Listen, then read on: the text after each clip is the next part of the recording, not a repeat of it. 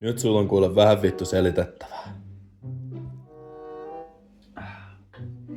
Okei. Mä myönnän, se ei ollut naapurin koira, joka paskoi rappuun. Mä puhun siitä, että mä löysin sun vitun viestit sen vitun herra Horovitsin kanssa Facebookista. Sä oot suunnittelemassa sen kanssa muuttoa Israeliin. Sä tulit tänne vaan sen takia, että sulla olisi katto pään päällä sen aikaa, ennen kuin sä lähet sinne. Vitun rotta. Okei.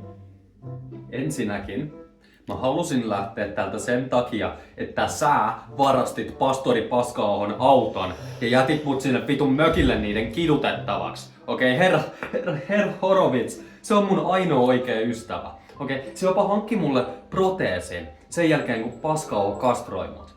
Hei, haista sinä vittu.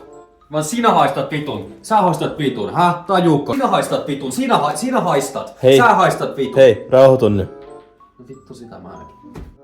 Haista vittu. Sinä haistat vitun, sinä haistat. Hei Horovits, voitaisko me pikkuhiljaa alkaa miettiä sitä siinä Irakiin muuttoa? Mä alkaa vähän häiritsään tässä tää ristirunkku siitetty kromosomikorilla pikku. Hei, onks sä vittu tosissaan? Illalla tansin mä jälleen kainlaseen. Kuulamin Erika. Mikä vittu toi on? Kuka siellä on?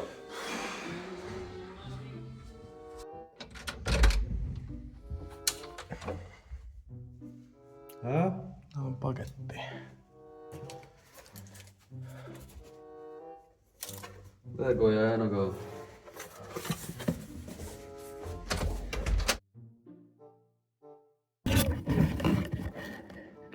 Oho. Hä? Ei herra Horovits, sä et taju.